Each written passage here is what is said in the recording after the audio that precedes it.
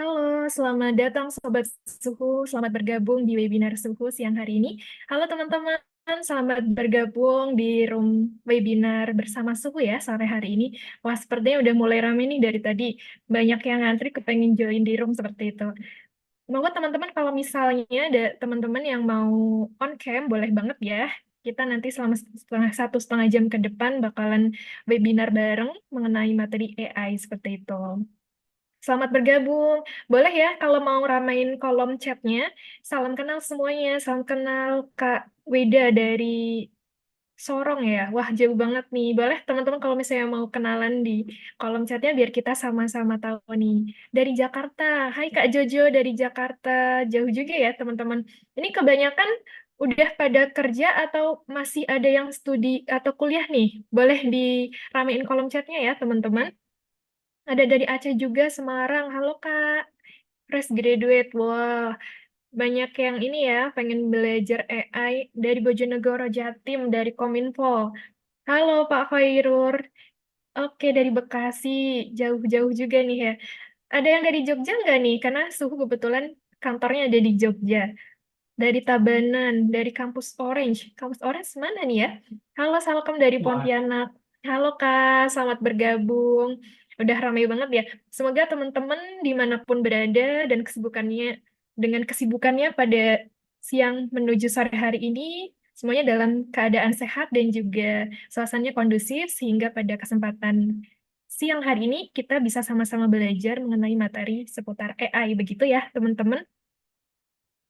Oke, teman-teman semuanya, izin ya teman-teman sebelum kita lanjut ke sesi pemaparan dari materi yang akan disampaikan oleh Pak Doni, nanti akan ada informasi sedikit yang akan saya sampaikan di awal. Dan kebetulan Pak Doni sudah join di room ini, kita sapa dulu kali ya.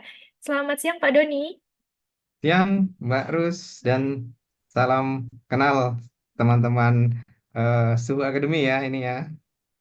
Selamat siang Pak Doni. Pak Doni, gimana kabarnya Pak? Sehat Sehat Mbak ya Pak? Rus, sehat Mbak Alhamdulillah Rus. sehat. Ya, Wah, sepertinya Pak Doni juga sudah sangat antusias nih mau bertemu sama teman-teman di webinar kita siang hari ini ya Pak ya. Izin ya yap. Pak Doni, sebelum kita lanjut ke pemaparan materi, akan ada informasi sedikit yang saya sampaikan mengenai perkenalan suhu seperti itu ya Pak.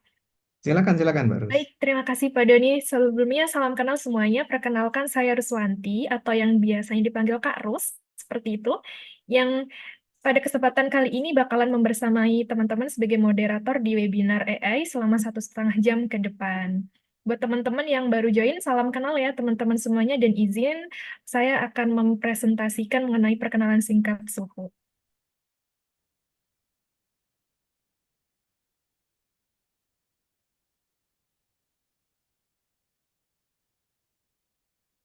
Oke, seharusnya sudah terlihat ya teman-teman. Baik, selamat datang dan selamat bergabung di webinar Unlocking the Power of AI, GPT, Whisper, and DAL-L bersama Suhu. Nah, untuk webinar outline kita pada siang hari ini, nanti akan ada presentasi materi yang akan disampaikan oleh Pak Doni, kemudian nanti ada informasi kuis berhadiah merchandise menarik dari Suhu yang akan kami informasikan di akhir sesi webinar. Nanti silakan buat teman-teman yang ingin berkesempatan mendapatkan merchandise menarik dari Suhu, boleh banget ikutin kuisnya yang akan kami share di kolom chat Zoom di sesi terakhir webinar hari ini. Kemudian nanti juga ada sesi Q&A bersama Pak Doni. Silakan yang mau tanya-tanya, apapun itu nanti silakan ditanyain langsung ke Pak Doni di sesi Q&A setelah sesi pemaparan materi ya, teman-teman. Kemudian nanti juga akan ada informasi sertifikat yang akan kami share di akhir sesi. Untuk mendapatkan syarat mendapatkan sertifikat ini, teman-teman di akhir sesi nanti, diharuskan untuk mengisi link feedback sebagai syarat untuk mendapatkan e-sertifikat, dan untuk link feedback ini kami buka sampai pukul 24.00 WIB malam ini, dan kemudian untuk e-sertifikat nanti akan kami bagikan via email masing-masing maksimal 3 hari setelah webinar. Seperti itu. Kemudian untuk pembicara hari ini kita dibersamai dengan Pak Doni Francisco Sorongan atau yang biasa disapa oleh Pak Doni seperti itu.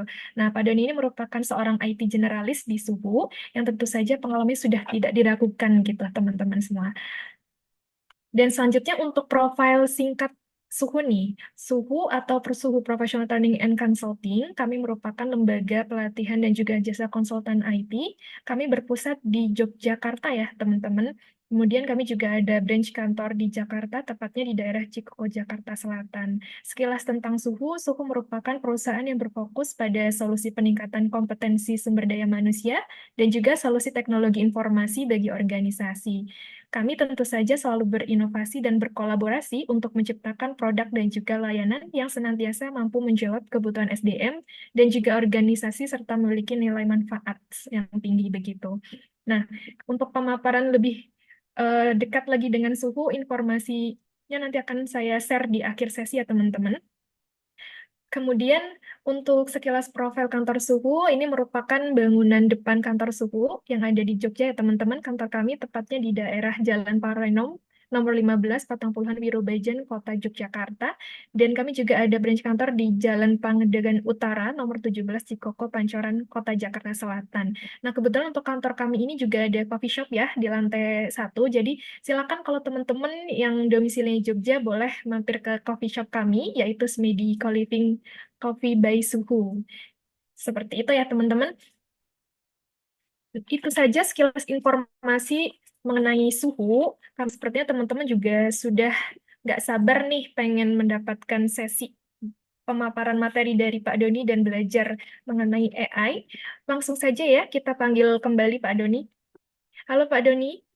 Ya, Kak Oke, Rus ya. sudah aman ya Pak? Sudah siap memberikan materi yang luar biasa nih hari ini. Siap, Pak Rus. Oke, Semoga baik. bermanfaat untuk teman-teman ya. Baik Pak, untuk waktunya saya serahkan ke Pak Doni. Silakan Pak Doni. Oke, terima kasih, Mbak Rus. Oke, selamat siang teman-teman. Kita eh, langsung mulai ya. Saya share screen saya dulu. Sudah terlihat ya? Oke, ya. Jadi eh, kita udah mulai masuk era AI ini ya. Jadi kita sudah sangat-sangat familiar ya dengan AI ya. Ada banyak aplikasi yang kita gunakan ya, yang sudah di belakangnya itu sudah ada AI gitu ya. Dan yang paling eh, banyak dipakai sekarang ya GPT salah satunya ini ya. Jadi salah satu AI yang dia generative text ya. Jadi dia memang bekerja dengan teks. Dan ini juga ada banyak polemik juga ya, apalagi di dunia akademisi gitu ya. Wah, ini ngerjainnya pakai ChatGPT nih begitu ya. Tapi eh, ya selalu begitu ya. Teknologi itu selalu punya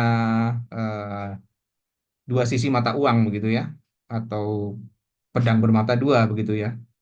Bisa kita gunakan untuk produktivitas yang positif, namun bisa juga untuk sesuatu yang negatif. Nah, ya ini mungkin saya dalam konteks AI, saya tentunya mengajak teman-teman untuk menggunakan secara produktif dan positif begitu ya. Karena kalau di dunia kerja ini sangat-sangat membantu ya. Namun AI juga bukan maha segalanya. Jadi dia juga bahkan di chat GPT-nya sendiri pun juga ada disclaimer ya. Dia tetap bisa buat kesalahan karena kan dia hanya merespon atau memberi hasil atas apa yang dia pelajari begitu ya. Jadi kalau dia diajarinya salah, informasinya bias begitu ya tentunya juga informasinya harus kita verifikasi lagi, harus kita validasi lagi. Jadi mungkin lebih tepat itu adalah shortcut untuk knowledge yang tentunya tetap harus kita verifikasi lagi ya, begitu ya. Jadi mungkin kalau di in terms of akademik ya, dunia akademik, ya AI itu ya bisa membantu kita. Tapi tentunya kita juga jangan hanya pass through aja ya, kita dapat eh, informasinya lalu kita teruskan tanpa kita coba pahami, tanpa kita coba validasi gitu ya. Karena ya kalau misalnya kita pahami dan itu valid, tentunya itu juga sebuah proses belajar kita ya. Menjadi sebuah proses belajar kita juga. Jadi sah-sah saja kalau menurut saya ya. Kalau kita belajar dengan AI, lalu kita benar-benar dapat knowledge, kita pelajari, oh ini tuh maksudnya. Nah kalau saya memakainya seperti itu ya. Meskipun kadang juga ragu-ragu juga ya. Kayaknya kayak gini deh gitu ya. Cobalah saya cari artikel yang lebih eh, dipercaya ya, yang reputasinya lebih valid begitu ya. Ya, kira-kira begitu ya. Nah, dan di sini kita kebetulan memang makanya OpenAI ya. Meskipun ada banyak ya teman-teman tahu juga ya yang menyediakan AI ya, tidak hanya OpenAI. Ada apa contohnya? Coba di kolom chatnya dirame ini teman-teman. Ada nggak yang tahu nih? Saya pengen lebih ada interaktif ya, jadi mungkin malah lebih banyak tanya jawab nanti materinya mungkin tidak terlalu banyak begitu ya. Gimana teman-teman? Coba saya lihat kolom chat ada yang jawab nggak? Apa aja nih selain OpenAI nih?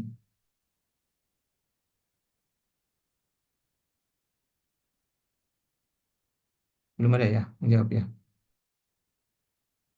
Kalau punya Microsoft apa? Ada yang tahu?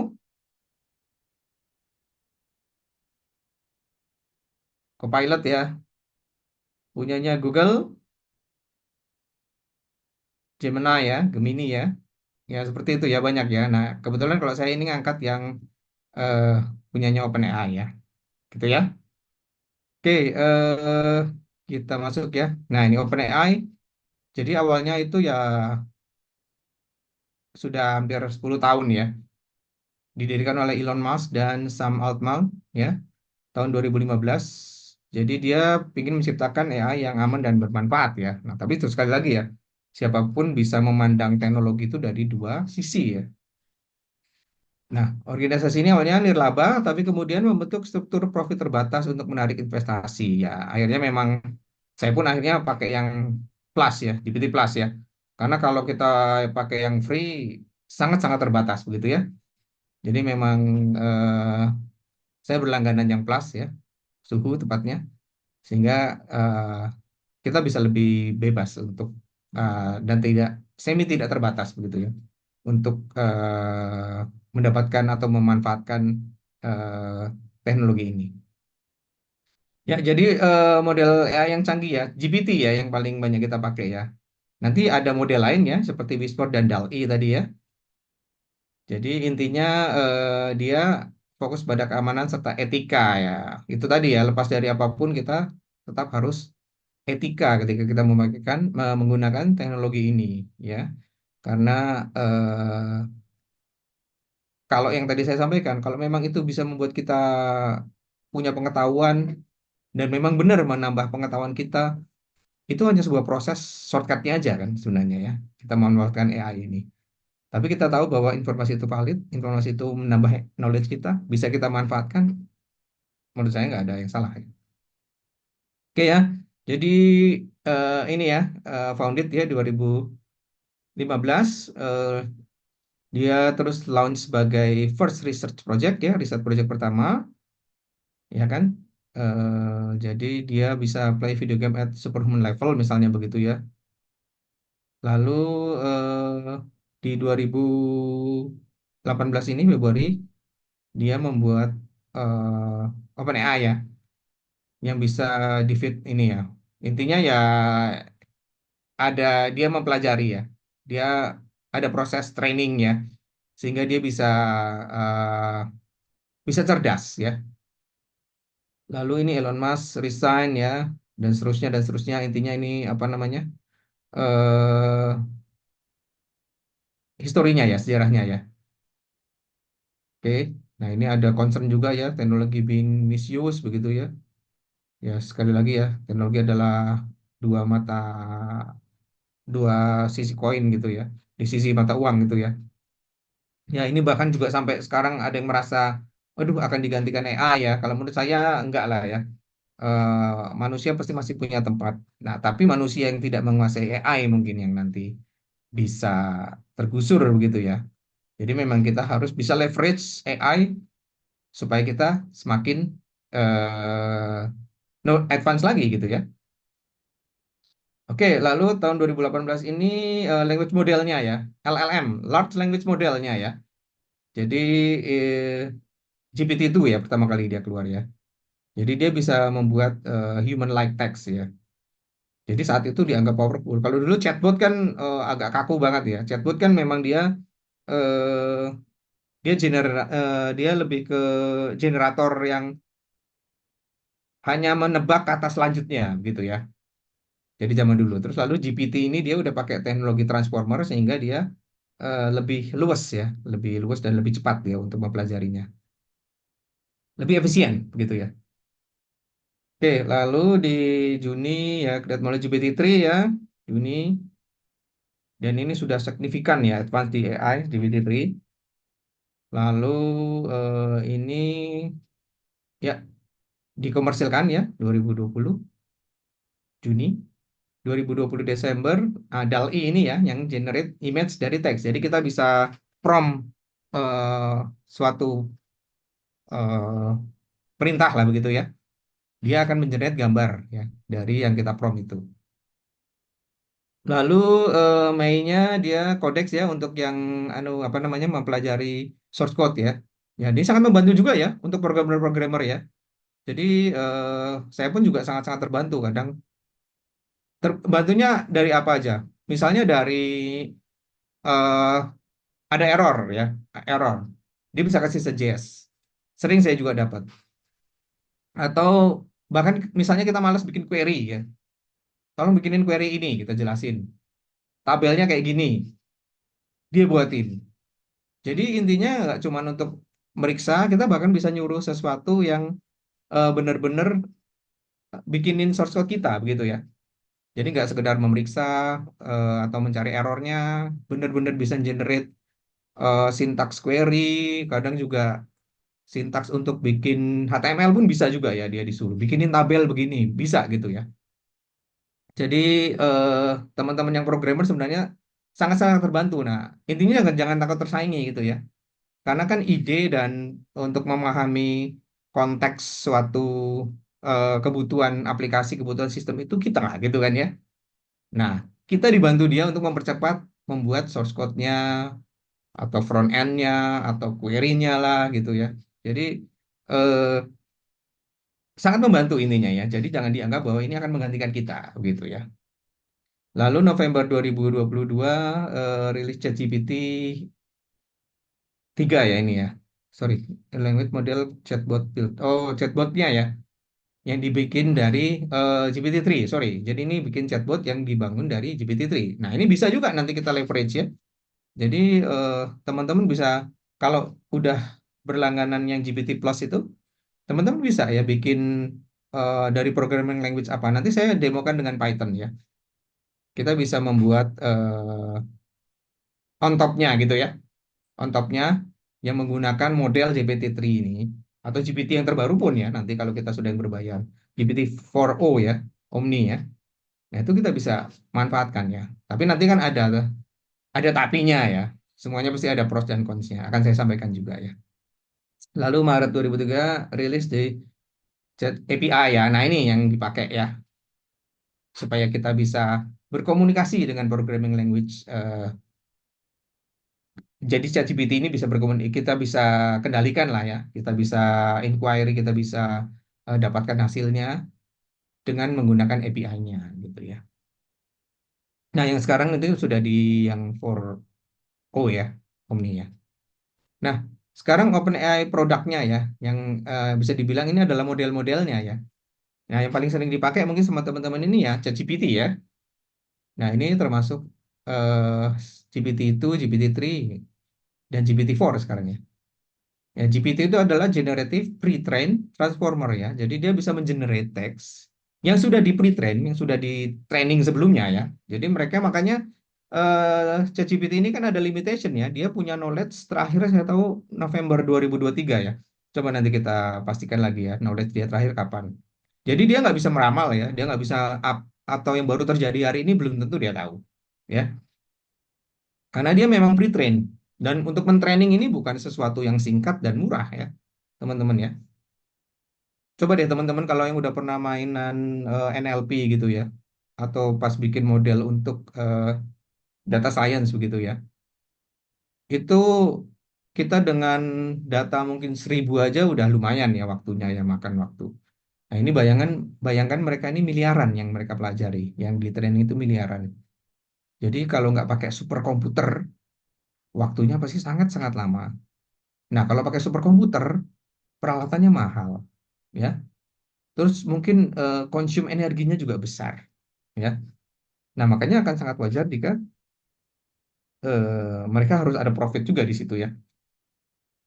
Ya, yang gratis makanya dia batasi gitu ya. Karena ya untuk maintain ini juga eh, tidak murah itu ya, dan tidak mudah gitu, karena butuh teknologi yang tinggi juga ya, dan juga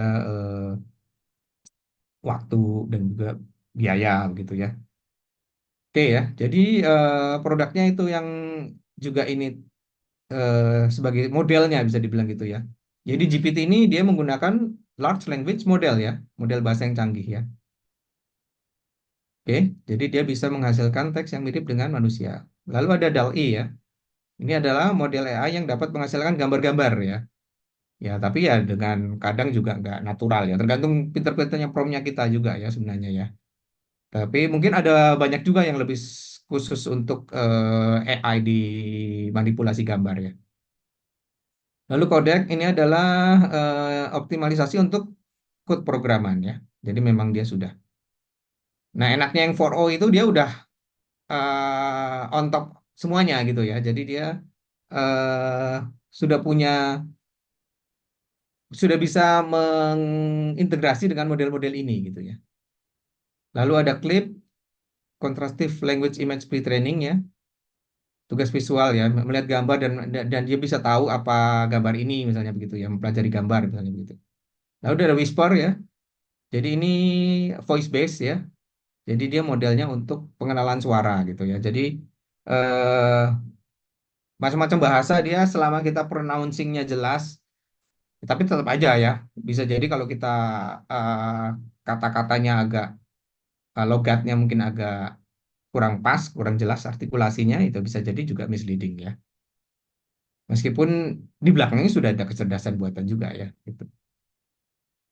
Lalu Alignment Research Center ya, meskipun bukan tradisional, ini adalah inisiatif OpenAI ya. Ini memang agak jarang sih ya kita berinteraksi ya. Oke, jadi ini adalah model ya.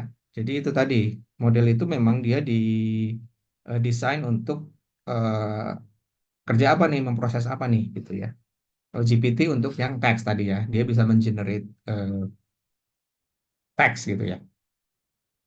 Oke, sampai sini ada pertanyaan?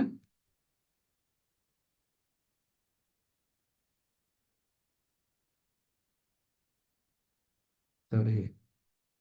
Oh, ada banyak chat sebenarnya ya.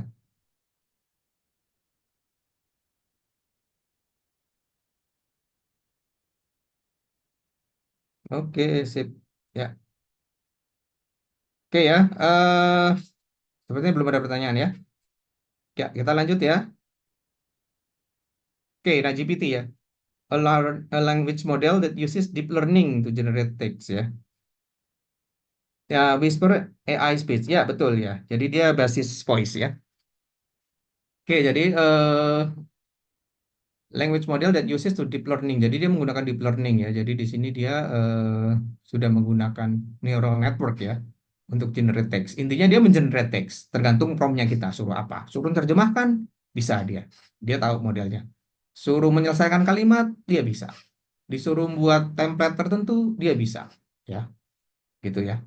Jadi kita akan beri prompt ya, teks prompt. Makanya muncul sekarang profesi baru ya, supaya kita bisa memanfaatkan, men-unleash ya kemampuannya si AI ini dengan prompt yang tepat. Karena kita tahu cara berpikirnya si model ini gitu kan. Sehingga kita bisa mendapat dengan tepat apa yang kita mau gitu ya. Dan itu sangat-sangat membantu ya kalau teman-teman bisa membuat prompt yang benar-benar efektif. Saya pernah waktu itu eh, istri saya itu dapat scan-scanan apa namanya? Kelompok sekolah anak saya. Nah, sama dia tuh pingin kolomnya ini digabung, ini dihilangin, ini nanti jadi begini, begini, begini. Nah, jadi hanya berbekal dari scan-scanan aja, itu udah bisa jadi tabel yang bisa kita manfaatkan di spreadsheet misalnya begitu ya. Jadi tanpa effort, daripada waktu itu dia sempat mikir mau disalin ulang gitu ya. Salin ulang aja deh. Loh, ngapain salin ulang? Dia bilang, udah kasih ke ChatGPT aja gitu ya. Pertama, tolong ini dijadikan tabel gitu ya kita. Itu hanya scan-scanan gitu ya. Tolong dijadikan tabel. Ya, sama dia dijadikan tabel. Oke, tolong gabung ini ke kolom sini dengan nama panggilannya dikasih tanda kurung misalnya. Udah, sama dia dibuat. Terus tolong dibuatin kolom tanda tangan kiri kanan gitu ya. Yang ganjil di sebelah kiri, yang genap sebelah kanan misalnya gitu. Udah jadi gitu ya. hanya dalam waktu 5 menit gitu ya. Kalau kita nyalin lumayan ya, pasti lebih dari 5 menit ya. Seperti itu ya. Jadi intinya pinter-pinternya kita ngasih initial text atau promptnya gitu ya. Ya, jadi komennya apa gitu. Kalau kita bisa tahu bahwa ini akan dipahami oleh si model gitu, kita akan dapatkannya. Jadi kadang ya kalau perlu step by step gitu ya, supaya dia tuh jangan, ya memang ada yang bilang apa namanya, kalau bisa sedetail mungkin, itu benar ya, sedetail mungkin dalam one go itu boleh gitu ya. Tapi jangan khawatir juga ya, GPT ini dia juga bisa memorize, dia bisa memorize konteks sebelumnya. Dan kadang itu juga mengganggu ya. Kadang kita udah lepas konteks, tapi karena dia masih memorize yang ini, nah mendingan kita buka chat baru ya. Kalau saya gitu caranya. Kita buka chat baru aja, supaya konteks sebelumnya malah hilang, malah bersih gitu ya. Kadang soalnya malah bias kan. Misalnya kita sempat masukin code yang salah gitu ya. Nanti sama dia masih ngacu ke yang situ terus gitu bilang. Padahal kita bilang, aku udah nggak bicarain konteks ini lagi gitu kan. Ya udah mendingan buka prompt baru aja gitu ya. Ah, seperti itu ya. Intinya kalau GPT prompt ya. Makanya ada muncul prompt engineer ya. Engineer. Oke, sampai sini ada pertanyaan? Nggak ada ya? Oke. Nah, cara komunikasinya ini ya gimana ya? Nah, dia tuh bisa completion ya. Ya, pokoknya dia akan melengkapi apa yang ada di promptnya itu ya. Tingkat keakuratan GPT berapa persen? Nah, ini nggak ada yang berani nyampaikan dalam persentase, Mbak ya, karena mereka sendiri juga tergantung dari knowledge yang mereka pelajari ya. Kalau pas kebetulan dia yang pelajari knowledge-nya itu valid-valid semua ya 100% bisa ya. Karena ini benar-benar tergantung dengan knowledge gitu ya. Ibaratnya kayak anak kecil lah. Kalau dari awal kita udah ngasih tahu hidung ini telinga ya dia salah terus gitu ya. Telinga dibilangnya gitu ya. Begitu orang ini apa gitu ya. Dia akan bilang telinga gitu ya. Ya kan makanya dia memang sebaiknya belajar dari eh, informasi-informasi yang valid begitu ya.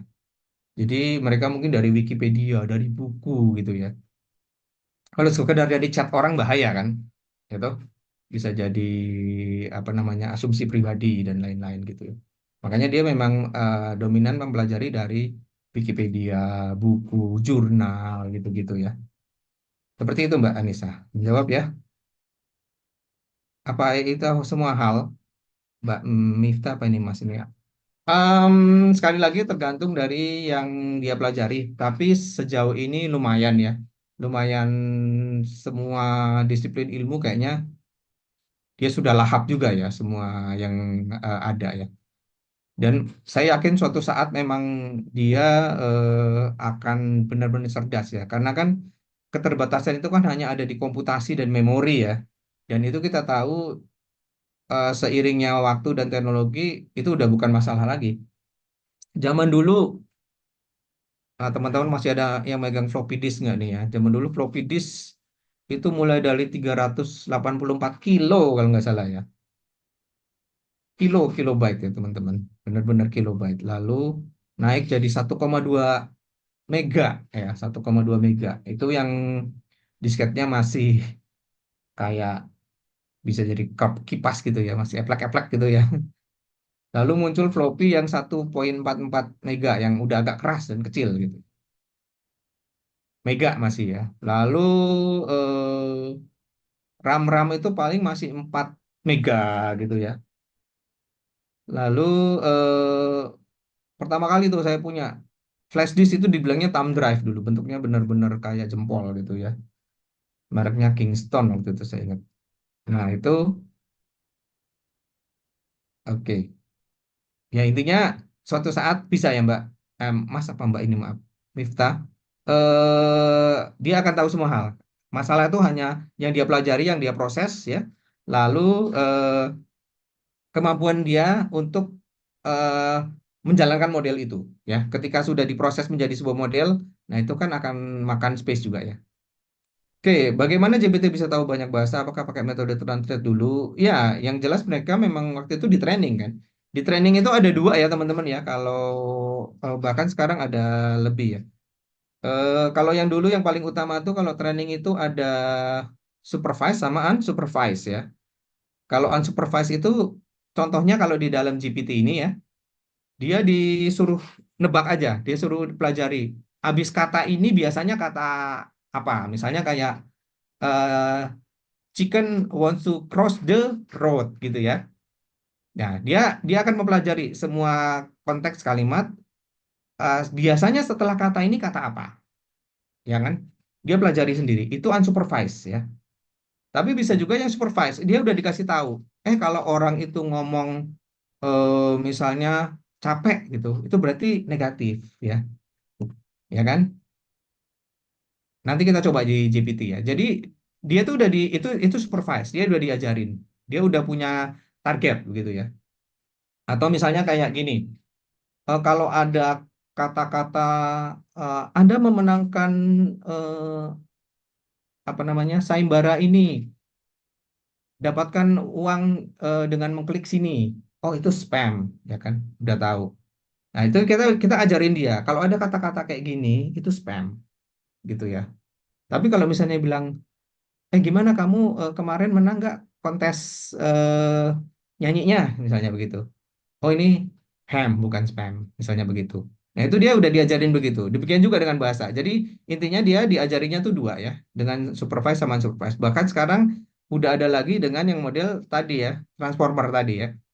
Jadi dia lebih cepat untuk mempelajari katanya gitu ya. Oke, itu untuk yang tahu banyak bahasa ya. Jadi dia nggak ditranslate sih. Jadi sebenarnya dia tuh ya mungkin mungkin dia sudah memang pelajari kata ini tuh padanannya ini, kata ini padanannya ini gitu ya. Jadi memang dia udah masuk dari part of learningnya dia ya, part of sehingga makanya modelnya ini luar biasa banget gitu ya. Ya itu tadi kita intinya ada dua cara ininya ya belajarnya dia dengan unsupervised yang benar-benar dia untuk nebak setelah kata ini kata apa gitu ya, atau nanti setelah itu di fine tuning diperbaikin juga. Misalnya dia masih salah-salah gitu ya. Oh, ini salah, ini harusnya kata ini gitu ya. Nah, itu dengan supervise, diajarin lagi dia, di training lagi, disuruh belajar lagi semuanya. Gitu ya. Itu Mas Ahmad. Lalu apakah sudah ada Mas Daru ya? Apakah sudah ada sistem AI yang bisa membaca banyak file scan PDF lalu kita tanya konteks? Oh, ada banget. Ya, bisa banget itu ya. Sebagai bahkan udah ada yang ini Mas Daru ya. Nanti saya demoin yang dari video ya, dari video. Ini sebenarnya nggak video ya, dari video diambil audionya doang gitu ya. Tapi suatu saat bisa jadi ada model yang powerful ya, komputasinya juga powerful, bisa jadi ya. Karena kan kalau video itu kan 1 detik itu bisa jadi 30 frame ya. Misalnya untuk baca gestur orang gitu ya, bisa banget ya. Jadi udah banyak yang AI gitu. Bahkan di rekrutmen itu ada AI-nya ya. Untuk rekrutmen anu pegawai ya. Dia di sisi interviewernya itu ada AI yang untuk melihat gestur wajahnya. Ini orang jujur apa enggak apa-apa gitu ya. Tapi ya HRD juga enggak 100% ngandalin itu kan agak agak enggak fair juga ya gitu ya. Kadang ada memang orang yang memang gesturnya seperti itu gitu ya. Meskipun kan ada yang memang udah bawaan aura face-nya itu misalnya kesel gitu ya. Padahal sebenarnya enggak, dia emosinya enggak ada gitu ya. Memang sudah secara eh, ininya ya, face-nya memang bentuknya sudah seperti itu gitu ya. Jadi bisa banget kalau PDF lalu diresumekan itu bisa banget. Tapi itu nggak one go ya. Biasanya kita harus crafting dengan aplikasi lain. Jadi di Python itu kan ada PDF to text ya. PDF to text itu kita kirim ke GPT. Makanya itu on top of GPT gitu ya kita bikin aplikasi. Nah, jadi kalau teman-teman udah bisa gitu, udah nggak terbatas imajinasinya teman-teman. Jadi intinya nanti ada satu pre-processing dulu ya, teman-teman ya, ya Mas Deru ya. Jadi ada satu pre-processing dulu bahwa eh, apa sih yang mau diambil? PDF, oke. Di PDF diambil apanya? Teksnya, oke. Nah ada challenge lagi, kalau PDF-nya itu ternyata bukan yang di-create dari teks, benar-benar dari scan-scanan ya, ya kan? Kadang-kadang kan ada PDF itu dari scan-scanan. Nah itu harus ada proses OCR dulu ya, OCR dulu ya. Jadi kita mengubah yang dari image menjadi teks. Nah, dan itu juga harus ada AI lagi, karena kan kadang huruf L sama angka 1 tuh mirip, misalnya begitu ya. Ya, jadi ada AI lagi gitu ya, tumpuk-tumpukan AI gitu ya. Tapi intinya kan akan memudahkan proses manusia kan, daripada kita harus ngetik ulang, daripada kita harus membaca keseluruhan gitu. Nah, bahkan ada juga yang ini tadi ya, yang saya bilang si Whisper ini bisa dipakai untuk ngenalin voice jadi teks, baru sama GPT di resumekan. Nah, gitu ya. Oke gitu ya. Apakah AI itu memiliki perasaan, Pak? Oh, enggak ya. Jadi ya itu yang membedakan eh, kita dengan mesin itu ya. Ya kan? Ya, itu lagi sekali lagi bisa jadi dua another side of coin ya, dua sisi mata uang. Contoh, kenapa beberapa industri pakai robot? Karena robot nggak punya perasaan, nggak punya capek, nggak pingin cuti, nggak pernah burn out, nggak pernah galau, nggak pernah apa lagi ya. Yang sekarang-sekarang itu ya. Nah, dirasa efisien ya mengerjakan robot ya begitu ya. Ada yang berpikiran begitu kan, makanya karena mesin itu nggak punya hal-hal tersebut ya. Oke, bagaimana proses AI dibuat secara garis besar saja Pak Ahmad belum paham. Oke ya. Jadi coba saya ada nggak ya datanya ya. Saya ngambil dari NLP dulu ya yang sederhana ya. Bentar saya cari ininya. Saya cari contohnya.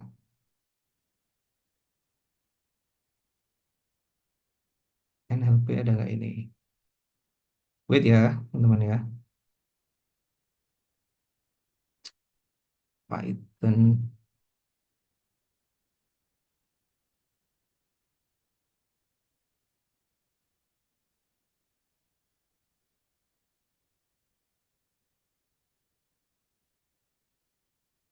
Saya cari yang konteksnya juga sama dengan ini ya.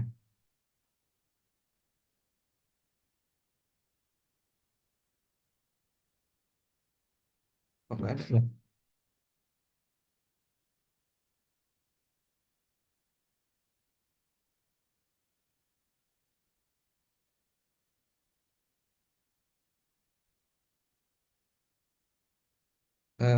Coba saya googling ya.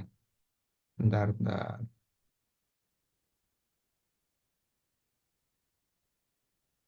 Dataset.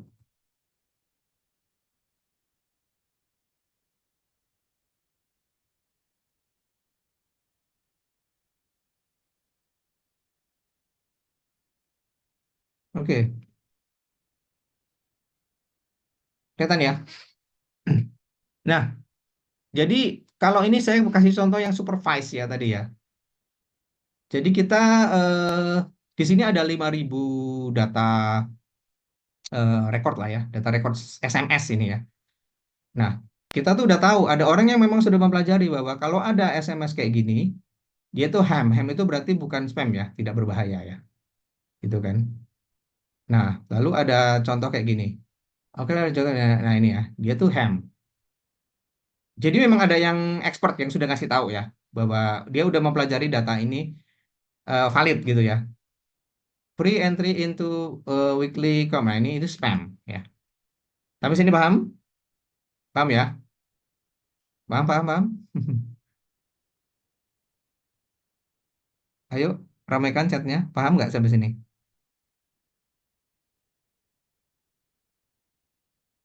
Belum ya? Oh, paham, paham. Oke, sip. Ya, sampai sini paham ya?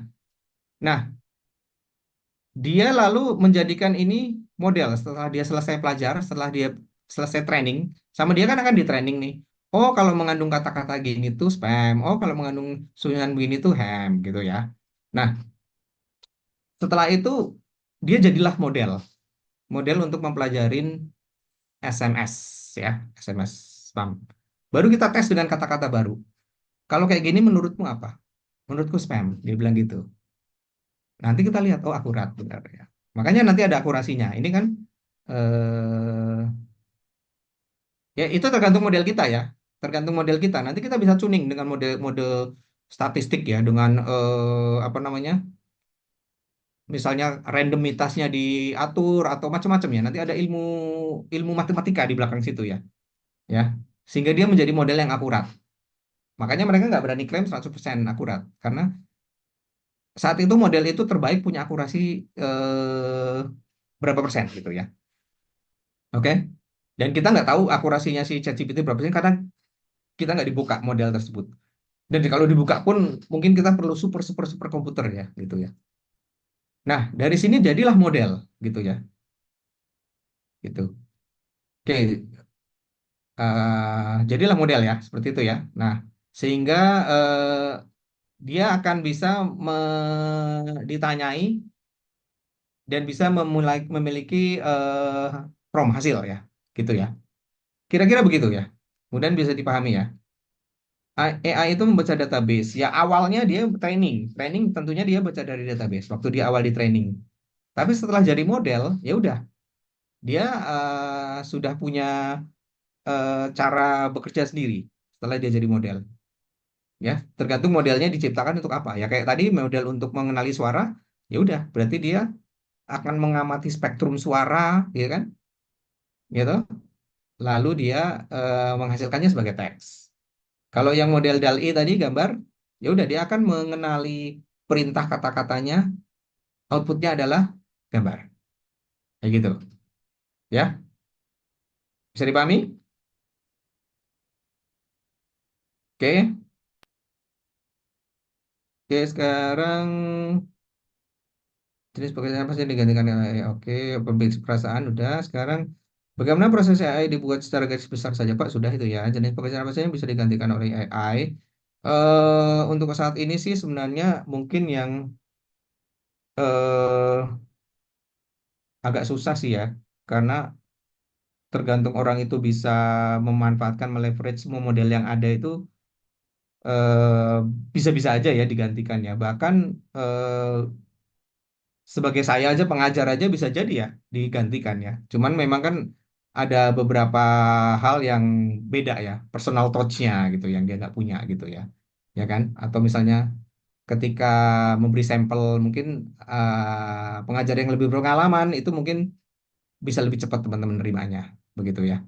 Jadi eh, kita jangan ngelihat yang akan digantikan aja. Kita coba ngelihat bagaimana itu enhance pekerjaan kita, bagaimana itu meleverage pekerjaan kita, gitu ya. Karena kalau mau diganti-gantikan memang ya bahkan yang mulai terdisrupsi duluan adalah kayak banking ya, ya kan? Sekarang orang udah pakai HP-nya sendiri-sendiri, jarang banget kita ke ATM, jarang ke ini kan ya, jarang ke teller gitu ya. Itu aja udah mendisrupt suatu pekerjaan gitu ya. Nggak cuma AI begitu ya, teknologi ya gitu ya. Terus apa mitranya daring-daring gitu ya, itu juga perusahaan taksi akhirnya harus ini juga ya, berevolusi juga. Seperti itu ya. Oke ya.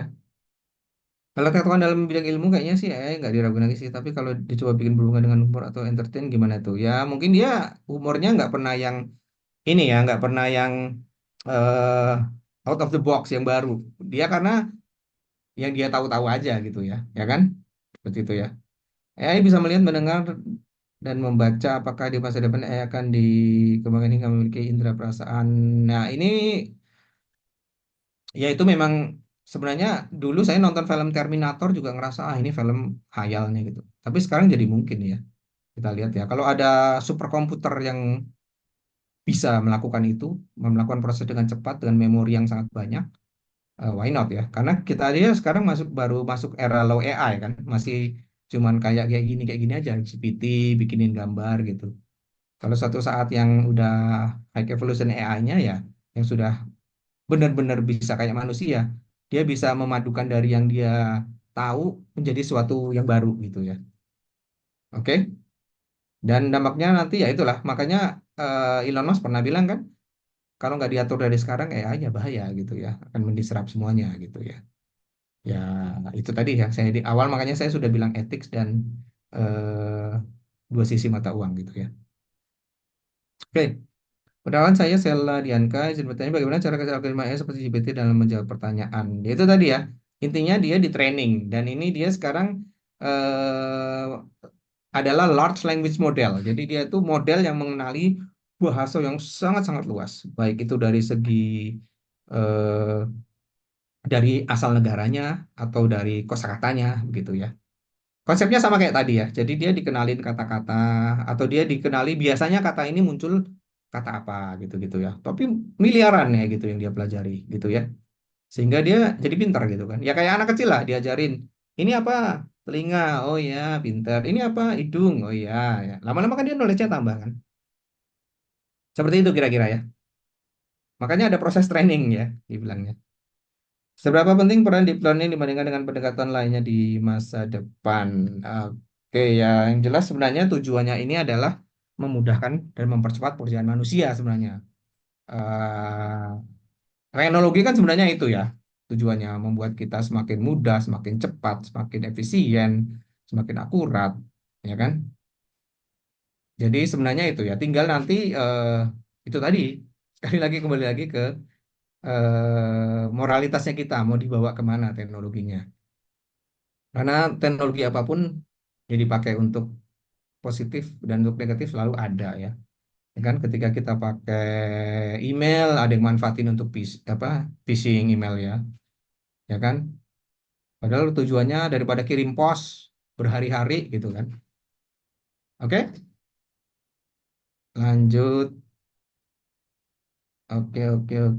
Perbedaan teman-teman dari GPT dan Whisper dalam penyelesaian tujuan. Nah, itu tadi ya, kalau GPT untuk generative text ya, Whisper itu adalah inputnya adalah suara, ya, lalu sama dia dijadikan teks. Lalu monggo diproses selanjutnya setelah jadi teks. Seberapa membantu AI dalam pekerjaan guru? Kalau menurut saya sangat-sangat membantu ya, karena saya nggak jauh-jauh juga dari dunia training ya.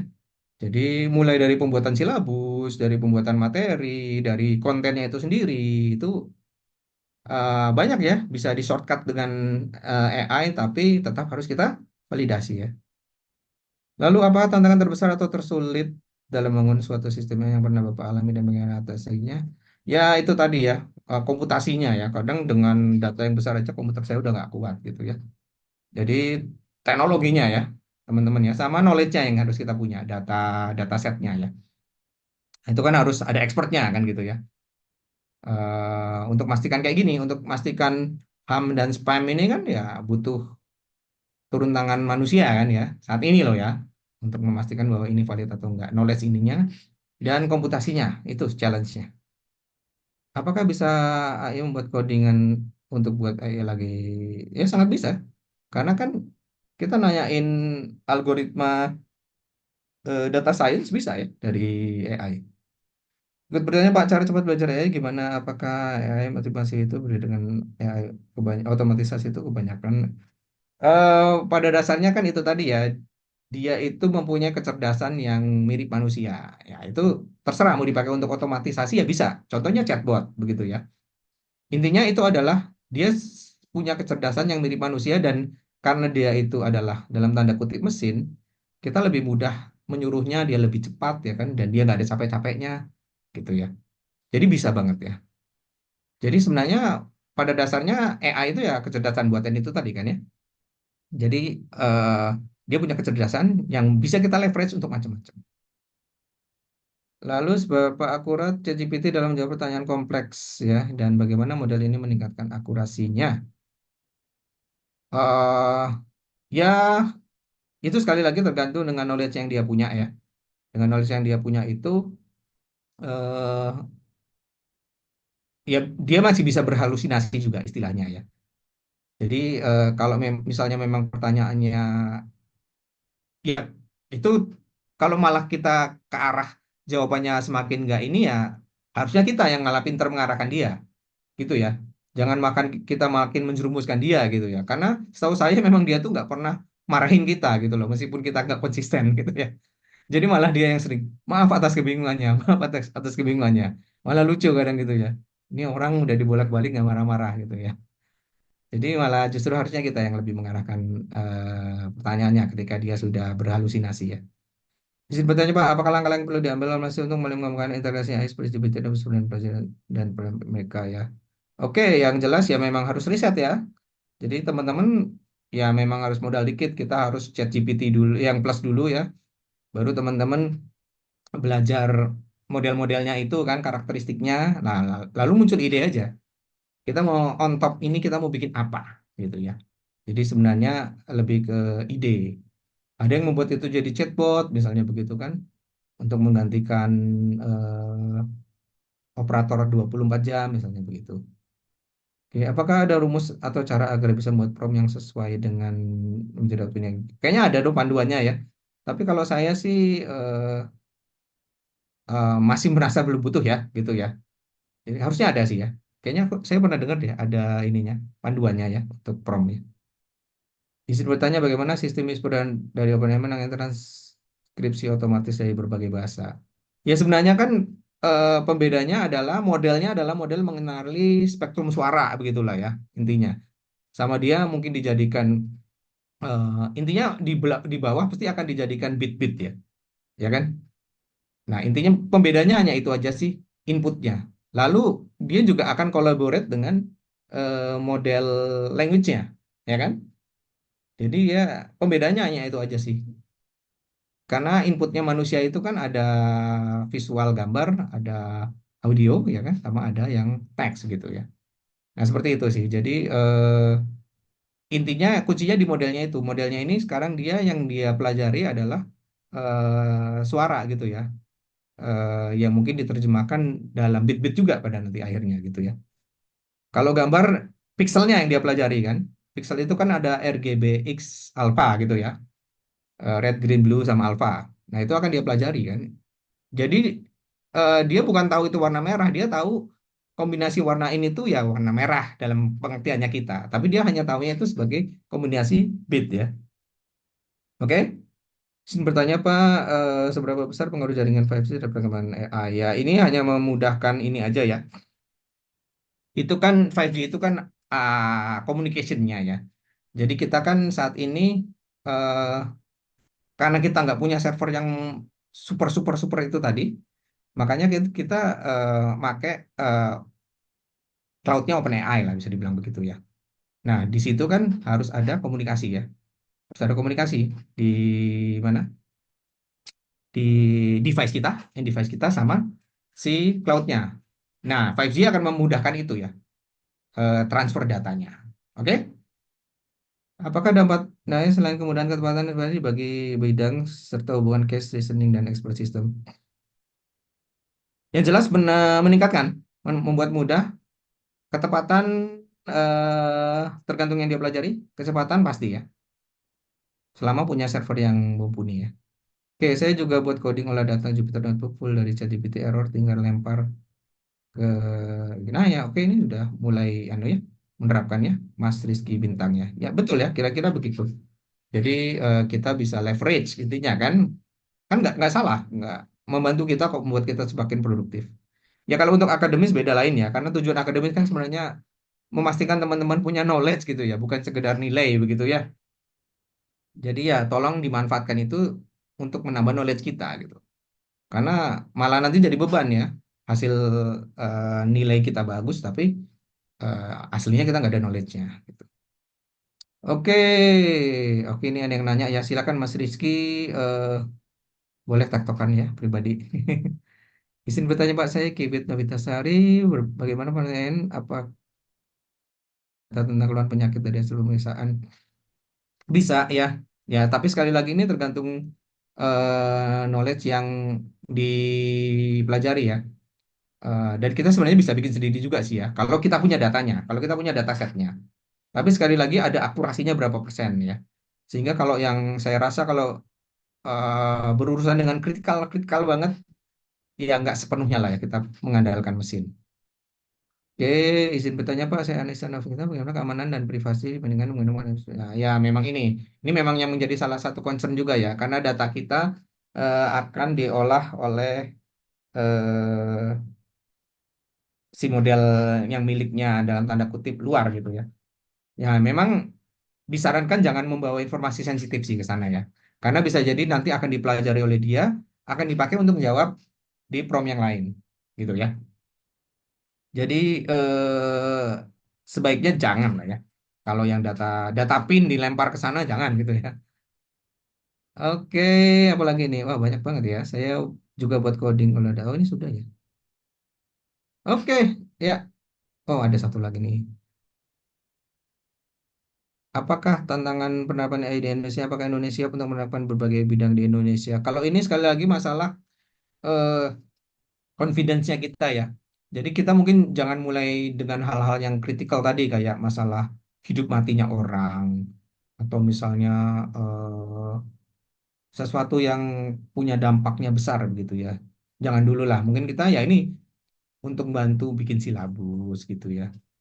Nanti kalau kita memang sudah yakin dia akurasinya 99,99 misalnya begitu. Dan mungkin suatu saat akan iya gitu ya. Itu eh, bisa kita pakai. Ya sampai sekarang aja kalau ada nggak teman-teman yang di dunia infra dan security, IT security. Kita kadang sering dengar false alert ya, gitu kan ya. False positive alert gitu ya. Dia sebenarnya benar, cuman thresholdnya ketinggian atau apa namanya? Ya sebenarnya tidak beresiko banget gitu sebenarnya ya. Bisa dibilang seperti itu. Jadi masih di dunia ini masih kalau kita mengandalkan otomatisasi masih ada hal-hal seperti itu ya. Eh, Baru-baru ini juga ada nggak nih yang ngikutin nih heboh kena etle karena pocongnya yang nggak pakai helm ya? Ada nggak itu teman-teman yang ngikutin? Kalau tak lihat-lihat gambarnya itu kayaknya sih orang yang sama, cuman objeknya sama gitu lah. Cuman mungkin kameranya lagi ada gangguan atau ada latency atau yang namanya alat kan nggak ada yang 100% akurat ya. Sehingga dia agak trailing gitu ya, agak trailing gitu ya. Jadi bayangan putih gitu ya. Nah, seperti seperti itu ya. Jadi masih ada false kan.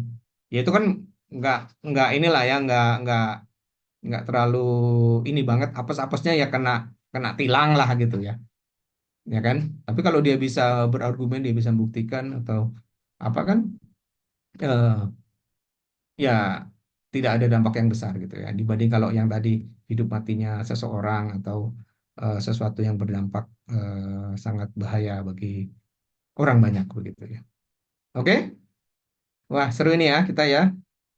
Ini kita sampai jam berapa nih Mbak Rus? Kita sampai jam 3, Pak Doni. Jam 3 ya. Oke. Iya. Oke, kita lanjut ya. Lanjut dulu ya. Kemudian nanti ada muncul pertanyaan lagi. Oh, sampai malam. Oh, waduh. Jangan, Mas. Oke ya. Nah, itu tadi ya dia bisa komplit ya menyelesaikan atau dia bisa diajak chat ya, komunikasi gitu ya. Nah, ini yang saya cerita dia nanti tahu konteks sebelumnya gitu ya. Oke. Nah, ini contohnya kita nanyakan why did the chicken cross the. Nah, dia akan completion road gitu ya. Kita coba aja ya, sama nggak ya? Nah, ini.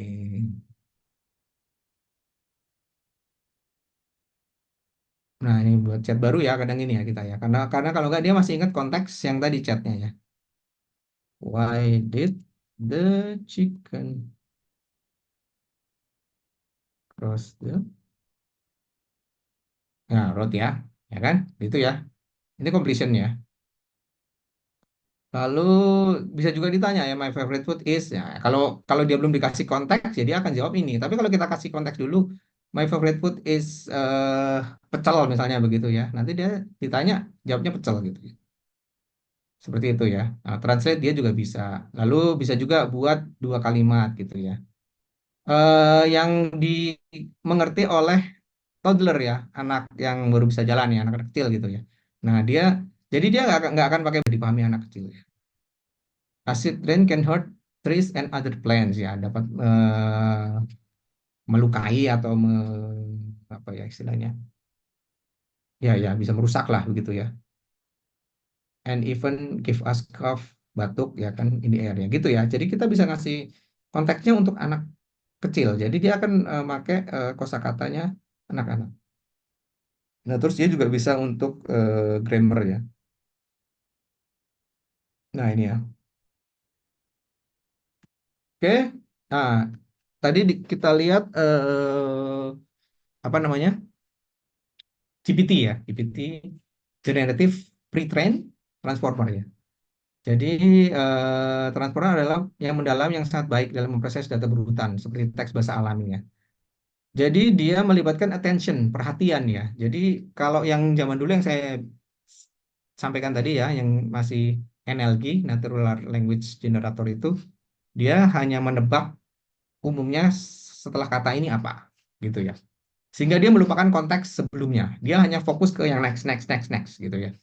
Tapi kalau yang untuk attention ini, dia akan fokus mana yang eh, perlu dia perhatikan dan hubungan antar elemennya, sehingga sehingga menjadi relevan.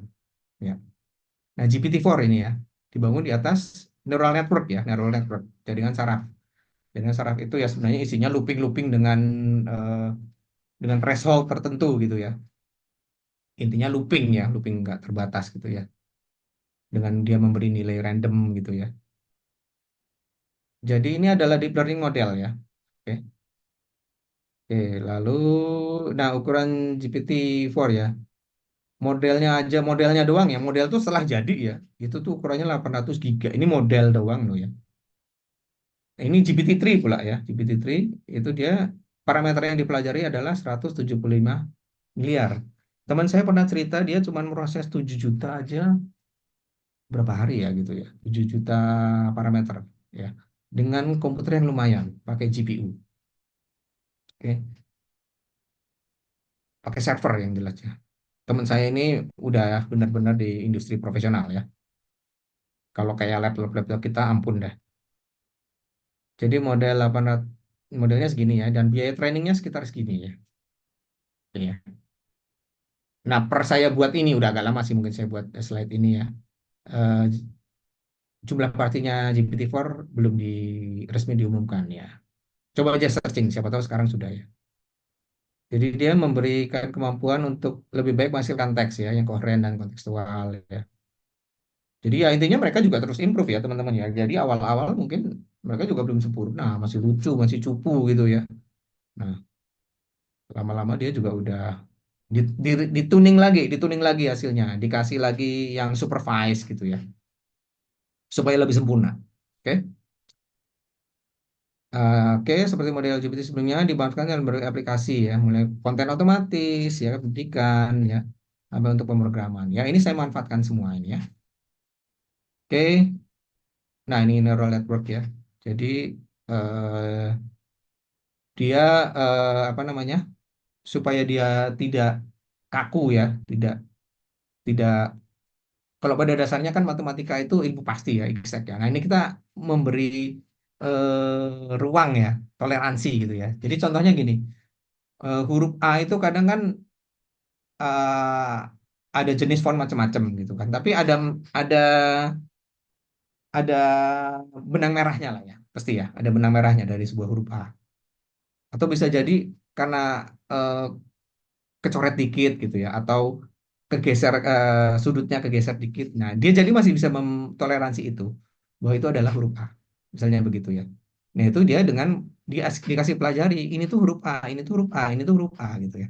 Sehingga dia tahu, oh kalau masih geser segini tuh itu masih huruf A gitu ya. Seperti seperti itu ya. Jadi ini proses itu yang digunakan untuk mempelajari itu. Oke, neural network bekerja dengan cara meniru kerja otak manusia ya. Terdiri dari banyak neuron yang terhubung, ya kan? Nah, dimasukkan dalam input ya, lalu ada hidden layernya diproses melalui satu lapisan, ya kan? Menerima bobot dari neuron sebelumnya sampai akhirnya dia ketemu dengan toleransi yang sudah ini ya, yang sudah di set ya. Kesalahan antara prediksi dan target dihitung ya kan? Nah, ini ya, supaya lebih akurat gitu ya. Prosesnya iteratif ya. Jadi stoppernya itu nggak jumlah iterasi tertentu gitu ya. Dan juga belum tentu semakin panjang iterasi semakin baik, belum tentu ya. Makanya ini trikinya untuk bikin ngetrain data itu ya. Karena bisa jadi sebenarnya udah di titik yang benar, tapi karena dipaksa muter terus dia malah jadi salah lagi gitu ya, malah bias lagi gitu ya. Nah, tapi di belakang sini juga ada banyak ilmu-ilmu statistik ya. Jadi kalau jago statistik pasti lebih mudah gitu. Oke, ini cuma jenis-jenisnya ya. Kalau untuk yang analisis gambar adalah convolutional, convolutional neural network, lalu untuk yang text processing dan translation itu adalah eh, recurrent neural network. Nah, yang ini untuk yang generatif itu tadi transformer ya. Oke, ini udah jelaskan. Nah, ini sekarang kita yang transformer ya. Jadi itu tadi ya, dia attention tadi ya, perhatian ya. Jadi sebenarnya agak baru ya, 2017 approach-nya. Jadi dia memprosesnya tuh langsung sekaligus, lalu mana yang perlu diperhatikan gitu ya. Beda sama yang sebelumnya kan, dia sequentially, kata ini habis itu apa, kata ini habis itu biasanya apa, begitu ya. Jadi makanya forgetting the previous context, melupakan konteks yang sebelumnya. Nah makanya kalau dengan transformer ini bisa di eh, train secara paralel, makanya dia lebih cepat ya. Dia ada di positional encoding dan di self attention ya. Nah ini contohnya ya. Dia misalnya ada kata benda gitu ya, lalu ini ada apa nih ya, SMR ya, to be-nya itu ya, kalau nggak salah ya istilahnya. Sorry kalau saya nggak pintar bahasa linguistik ya. Lalu ada ini adalah sifatnya ya, kata sifatnya. Nah dia lebih lebih mempelajari itu ya, positioningnya gitu ya dari kata, signifikannya kata ya gitu, ya kan? Nah terus yang jadi pertanyaan gimana model tahu bahwa kata itu yang harus diperhatikan? Ya itu lagi, sekali lagi dia belajar dari lot of data. Jadi dia udah tahu polanya kan kalau habis nama orang biasanya apa, lalu apa misalnya gitu ya. Oke.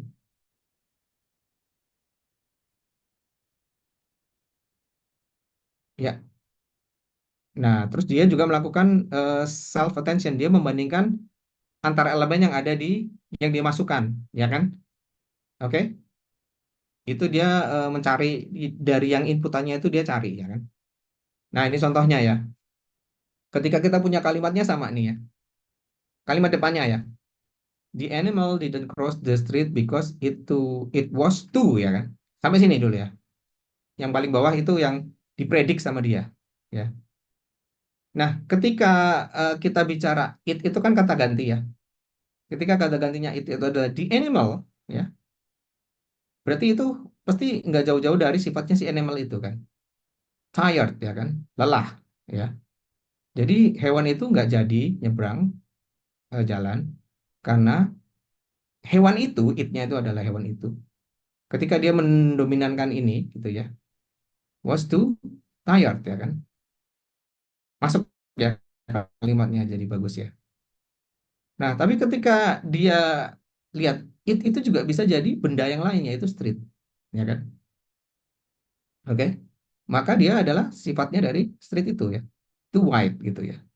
The animal didn't cross the street because it was too wide ya. Terlalu lebar. Make sense juga kan kalimatnya. Nah, gitu ya. Tentang self attention. Jadi dia melihat di sini. Jadi memang kita secara manusia pun juga membenarkan tuh bahwa dua skenario ini mungkin. Ya enggak? Kita sendiri aja dalam bahasa-bahasa kadang ada ambigu, kadang kita konfirmasi juga kan. Maksudnya gini, maksudnya gitu. Ya enggak? Jujur aja kan, ya kan? Kadang kita pun as a human to human aja masih terjadi seperti itu. Ya kan? Oke, lanjut ya.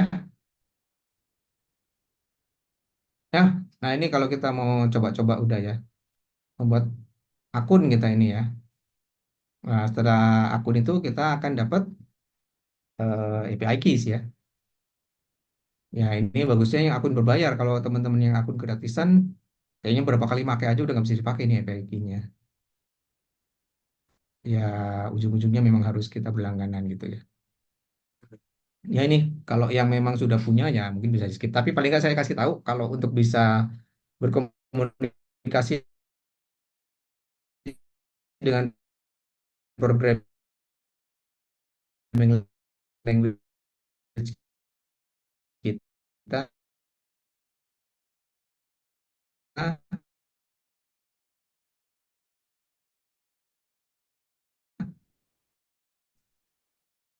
eh, kita harus punya akun dan API key-nya. GPT-4o Omni ya. Nah ini yang paling ideal lah ya saat ini. Jadi ya, tapi biasanya kan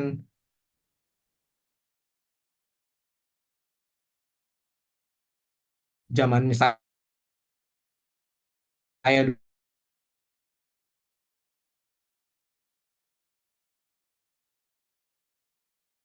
dulu itu pronouncing-nya tetap bahasa, kayak kita coba ulik GPT, DALL-E sama Whisper ya. Oke, ini model-modelnya ya, itu tadi ya, model itu disesuaikan dengan tujuannya ya. Kalau yang GPT itu tujuannya untuk generative text ya.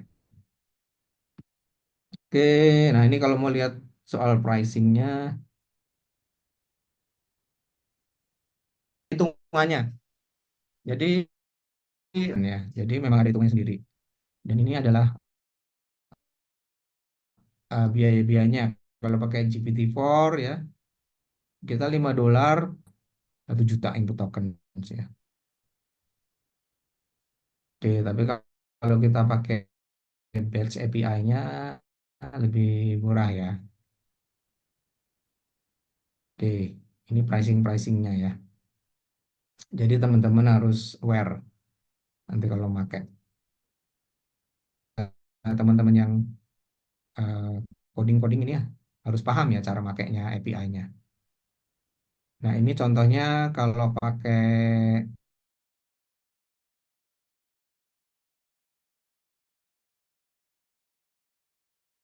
Python ya, kita berarti pakai ini ya. Kita install library OpenAI-nya. Kalau ini pakai Node.js ya,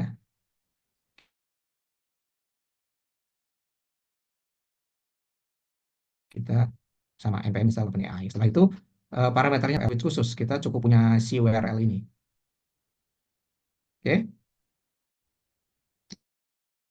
Nah, ini kalau misalnya pakai Python gini contohnya.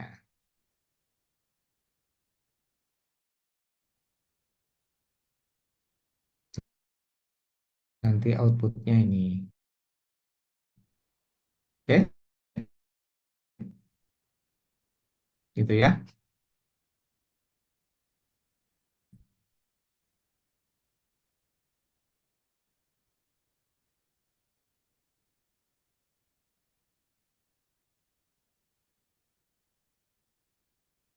Nah, ini kita role-nya sebagai sistem ya. Kontennya ini gitu ya. Baru role-nya user, kontennya hello gitu ya. Ini yang chat ya. Jadi ada komunikasi. Jadi dia masih ingat konteks sebelumnya. Nah, kalau di programming nanti harus disimpan ya. Jadi nanti ketika kita ngirim, kita harus bawa semua chat sebelumnya supaya dia jadi tahu konteksnya. Kalau kita pakai yang web based itu enak kan? Karena dia sudah eh, di cache di cache di ininya, di halamannya. Oke, lanjut ya. Oke ya, jadi ChatGPT adalah model bahasa ya, kembangan untuk rancangan hasil teks alami ya. Oke, nah di sana juga ada konfigurasinya. Kalau kita kan biasanya kalau pakai langsung-langsung aja ya, tapi sebenarnya ada konfigurasinya ya. Nah ini ada namanya opsi atau argumen temperatur. Nah ini kalau kita tuning-tuning ini dia akan mengontrol berapa kreatif dan acaknya respon model. Jadi dia nggak ngambil yang mainstream, dia akan coba dari model lain gitu. Ya, tapi ya hati-hati juga ya, kadang malah jadi terlalu kreatif, malah di luar ekspektasi gitu ya. Nah ini kalau kita mau batasin token yang maksimum, jadi meskipun panjang banget, tapi kita udah batasin, kita ngambil tokennya. Tapi harus dikasih tahu juga ya, nanti kan orang jadi di luar ekspektasi sama promnya. Nah ini nucleus sample ya, probabilitas kata yang dihasilkan oleh model ya. Jadi responnya lebih terjaga, tapi kalau tinggi malah dia akan lebih kreatif sama ya. Present penalty, ini kan berarti tiap kata yang muncul. Jadi kalau semakin tinggi, jadi kemunculan katanya nggak terulang ya. Jadi kita nggak suka misalnya kata itu muncul berulang-ulang itu ya kita bisa ngangkat ini ya, naikkan nilai ini. Sorry, ini present penalty. Iya ya. Berguna mencegah model mengulangi prompt atau menghasilkan respon yang terlalu mirip ya kan. Nah, ini frekuensi penalti terhadap kata-kata yang muncul. Oh ini yang kata-kata yang munculnya. Kalau ini promptnya ya. Oh ini kata-katanya munculnya. Oke, halo Mas Beda, gimana? Ada yang mau ditanyakan kah? Oke, kita lanjut ya. Jadi kita bisa ini, kita bisa atur ya option itu. Lalu di role-nya ini ada role system ya. Digunakan untuk mengaturkan vibrasi awal dari konteks sesi percakapan ya. Jadi ini ini kita bisa udah bilang eh, secara sistem kamu informatif, secara sistem kamu pendukung gitu ya. Lalu ada role user. Nah, ini yang akan ininya ya mempresentasikan manusia yang menghasilkan sistemnya. Jadi itu yang nanyanya gitu ya. Lalu ada role assistant ya, perwujudan dari sistem AI sendiri ya. Misalnya kita dijawab kalau sistem itu sebenarnya bukan itu. Nanti coba kasih contoh lain ya. Kalau yang lebih ini nanti role asisten ini. Jadi misalnya kayak tadi ya, tolong dijawab dengan toddler untuk toddler gitu ya. Oke, ya ini kita demo ya masuk ya.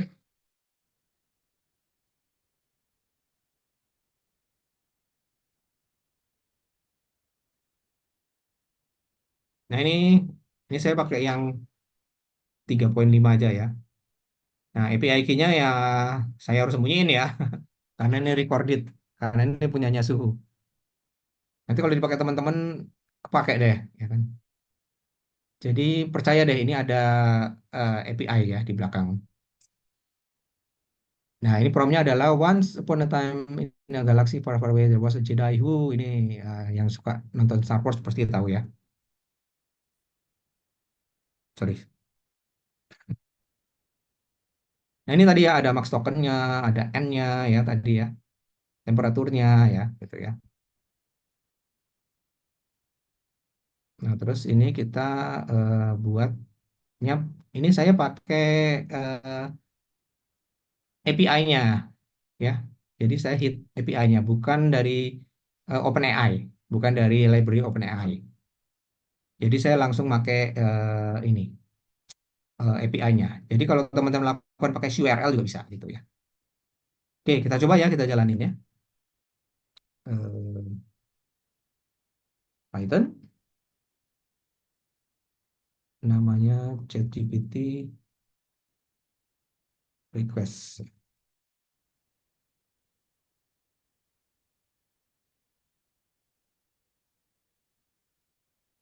Ya, there was a Jedi who lived in a planet of Tatooine. Ya, his name was Luke Skywalker. And he was son of the famous Jedi Anakin Skywalker. Bla bla bla dan seterusnya gitu ya. Nah, ini monggo teman-teman bisa manfaatkan untuk apapun ya. Misalnya ya tadi dapat dari PDF dulu, baru PDF-nya di prompt gitu ya. Atau dapat dari suara dulu ya, suaranya dipakai dibantu pakai Whisper, habis itu dikirim lagi ke ChatGPT. Oke? Lalu sorry ini.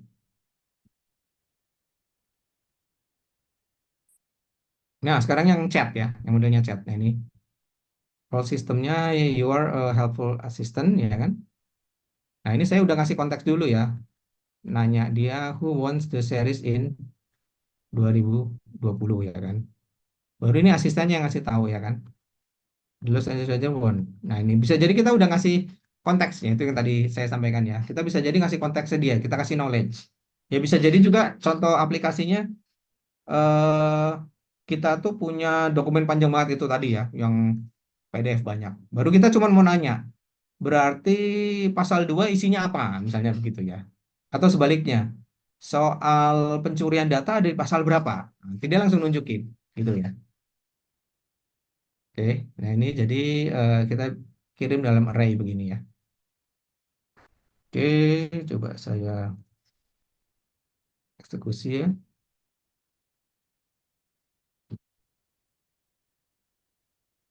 Ya, the word yang saya was play in globe live dan Texas ya kan. Terus oh ini karena saya ngambil yang pertama ya. Ini nanya oh where was it play ya benar ya. Tak kira nanyanya who won ya. Ditanya where was it play kan. Jadi dia tahu ya. Oke, sampai sini ada pertanyaan? Ya intinya kalau kita pakai ini kita lebih mudah lagi ya untuk punya ide leverage ChatGPT ini untuk apa gitu ya. Oke, sekarang kita yang image ya. Ini saya udah pakai Jupyter ya, Jupyter Notebook. Nah, pertama biasa kita load dulu ya API key-nya kita. Oke, sudah loaded ya. Nah, langsung ini saya buatkan gambar Tugu Yogyakarta pada pagi hari yang cerah. Oke ya. Ini saya tutup aja.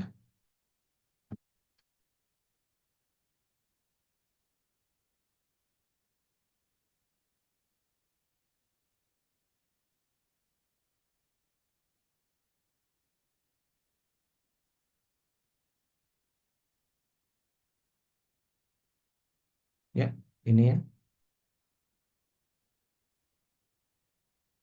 Ya, ini dia ya. Oke, lanjut lagi apa yang bisa dilakukan oleh DALL-E. Nah, sekarang kita bisa minta dia.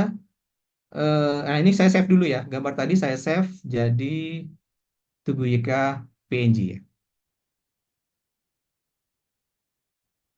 Oke, udah tersimpan. Coba kita lihat file Tugu Yika PNG. Nah, ini ya. Benar ya, sama ya gambarnya ya.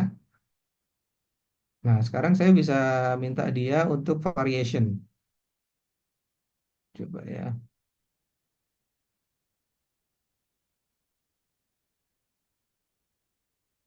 Oke, image yang di loaded. Udah, loaded ya, valid ya. Nah, ini sekarang saya minta dia create variation ini ya.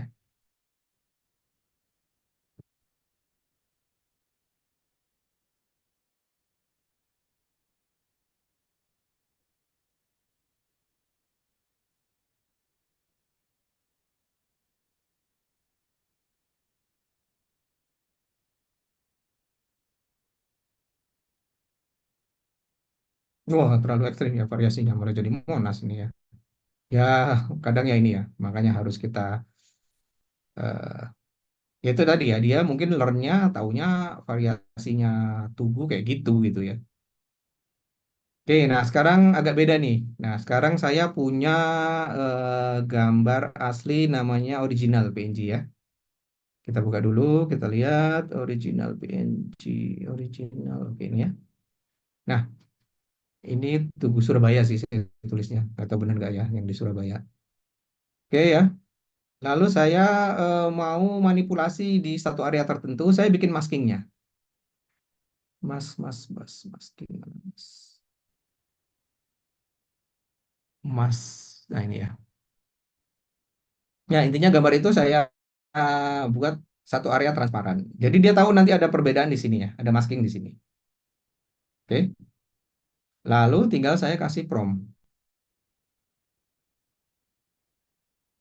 Nah, tapi kita harus tahu juga, buatkan gambar Tugu Surabaya pada pagi yang cerah dengan sebuah pesawat F-22 Raptor ini ya. Kita lihat.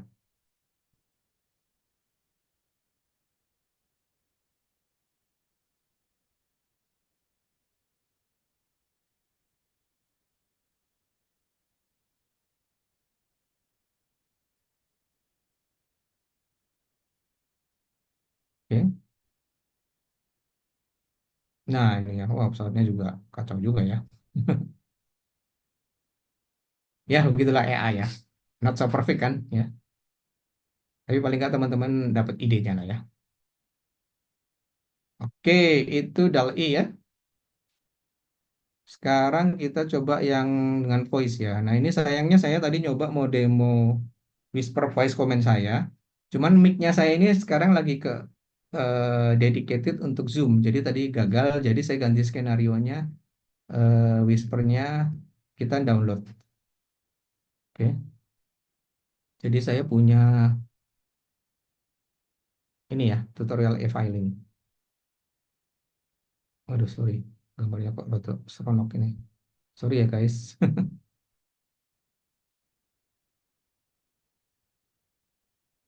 Ya, eh, kira-kira begini ya. Ini video 10 menitan ya. Nah, ini ya. Nah, misalnya terus kita males, tolonglah di resume aja deh gitu ya. Ini linknya tadi ya. Oke, lalu di-download ya. Setelah saya dapat transkrip aslinya, nah saya langsung minta rangkum jadi terserah berapa kalimat gitu ya. Misalnya ini 2 kalimat gitu ya, terlalu sedikit mungkin lah ya, 3 kalimat gitu ya. Oke, jadi tadi saya download ini, saya ambil audionya doang ya, MP3. Lalu saya ini ya, saya bawa lagi ke GPT 3 Turbo untuk dirangkum menjadi 3 kalimat aja. Oke, kita coba ya.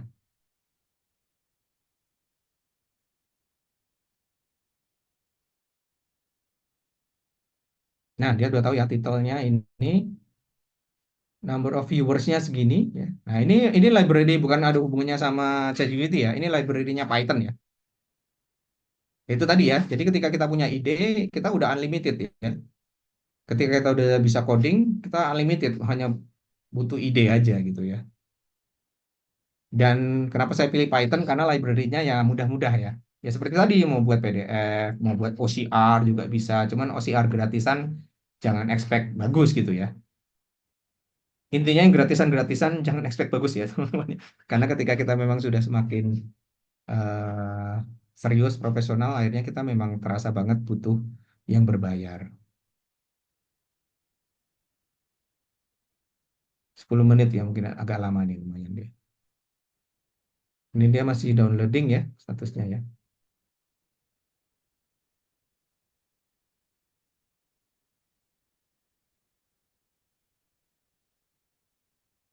Nah ini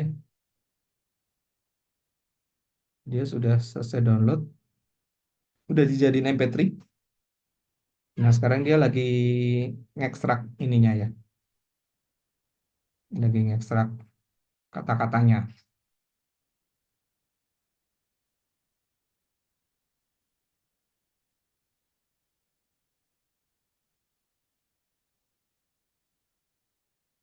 Dari Mas Ahmad. Pak, kalau seperti kasus PDF tadi, apakah seluruh teks kita masukkan dalam prompt? Ya jelas membebani ya. Tapi kan kita memang dapat manfaat dari situ ya, Mas Ahmad. Jelas membebani. Karena kan ada tokennya ya, jumlah token. Nah ini ya, transkrip aslinya ini nih. SPT tahunan bla bla bla panjang banget sebenarnya ya. Itu asli ya, panjang banget kan. Nah, setelah yang saya minta rangkum jadi 3 kalimat, tutorial ini menjelaskan cara cepat mengerjakannya secara online dalam waktu 9 menit. Langkah-langkahnya serahkan dalam detail dan informasi berguna. Selain itu ya, ya karena 3 kalimat makanya jadi terlalu sedikit ya, gitu ya. Tapi anyway, gitu cara kerjanya. Oke, berapa banyak bahasa yang dapat digunakan? Kayaknya semua deh, karena ChatGPT memang udah di open public ya untuk semua negara. Jadi dia semua. Nah, ini sekarang kita nyoba dari video lokal ya. Jadi saya punya video lokal.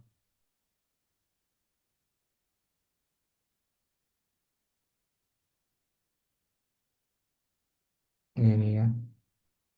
Ya bisa juga ya kita dari video lokal kita minta ini ditranslate.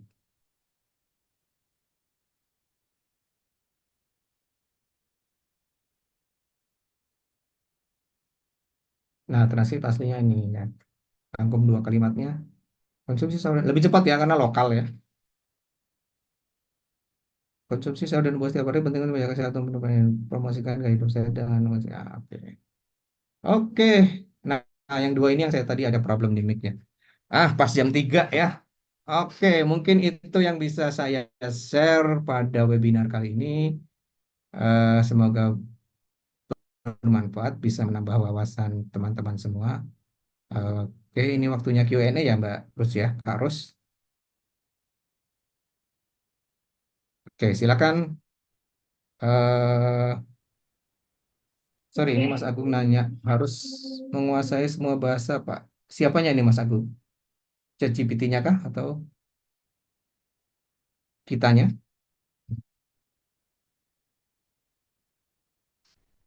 From di web AI, web OpenAI bisa, sama aja. Untuk yang mana nih? Untuk yang Whisper, untuk yang image. Kalau kita yang plus bisa itu, Mas Alif ya. Sorry Mbak, ini memang langsung pada nanya, nggak apa-apa Mbak ya? Iya, nggak apa-apa Pak Doni, tapi mohon maaf Pak Hmm. Doni, sepertinya Ya. waktunya sudah selesai, udah lebih Hmm. dari pukul 3. Dari Pak Hmm. Doni, dari pemaparannya sudah cukup Pak? Atau seperti apa? Sudah cukup ya. Oke, siap baik. Terima kasih banyak Pak Doni atas Hmm. pemaparan materi yang luar biasa ya Pak ya. Dari tadi juga teman-teman sangat antusias nih bertanya dan juga ada beberapa teman-teman yang saling membantu menjawab seperti itu. Oke teman-teman semuanya, karena kita sudah memasuki sesi akhir webinar ya sore hari ini. Terima kasih banyak yang sudah join dari awal sampai akhir. Tadi kita udah belajar banyak banget nih seputar AI, dari sejarahnya, kemudian kita juga demo ya, beberapa demo seputar AI. Nah, buat teman-teman yang pengen bertanya lebih lanjut tentang materi AI, nanti bisa langsung ditanyakan di grup channel ini ya teman-teman, Suhu Community ya, seperti itu. Baik teman-teman semuanya, izin mengingatkan ya teman-teman, buat teman-teman yang belum sempat mengisi form feedback, silakan langsung diisi, karena form feedback ini sebagai syarat untuk mendapatkan sertifikat. Dan kemudian yang pengen dapat merchandise menarik dari Suhu nih, bisa ikutin kuis untuk webinar sore hari ini seperti itu. Pak Doni sudah menyiapkan beberapa pertanyaan kuis. Nanti buat teman-teman yang menjawab dengan poin tertinggi dan tercepat bakalan berkesempatan buat dapat merchandise menarik dari Suhu. Baik, sebelum kita tutup, teman-teman, izin saya menyampaikan paparan lanjutan dari paparan materi sebelumnya ya, terkait presentasi perkenalan suhu seperti ya, teman-teman. Oke, buat teman-teman yang tadi merasa belum sempat mengisi form feedback, silakan bisa langsung di screenshot aja untuk form feedbacknya. Oke, selanjutnya izin ya, saya ingin memperkenalkan untuk suhu begitu teman-teman, yang tadi teman-teman mungkin ada beberapa yang join di tengah-tengah dan belum kenal sebenarnya siapa suhu, dan buat yang udah sering join, terima kasih banyak udah selalu join di setiap event suhu, karena memang setiap bulannya suhu pasti mengadakan event-event yang tentu saja dengan materi-materi yang menarik dan juga dengan narasumber-narasumber yang kompeten di bidangnya. Dan untuk teman-teman semuanya yang belum kenal Suhu, Suhu merupakan perusahaan training consulting IT. Kantor kami berpusat di Yogyakarta ya teman-teman. Dan di sini layanan utama kami yang pertama ada pelatihan dan juga sertifikasi yang mana sebagai solusi peningkatan kompetensi SDM melalui pelatihan dengan materi hard skill dan juga soft skill untuk mendukung tugas dalam organisasi. Kemudian kami juga ada jasa konsultan TIK sebagai solusi implementasi teknologi informasi terkini untuk menjawab kebutuhan organisasi dalam rangka peningkatan pelayanan publik. Dan yang terakhir ada event spesialis sebagai solusi penyelenggaraan kegiatan organisasi dengan fokus pada hasil dan juga didukung penyelenggaraan secara profesional.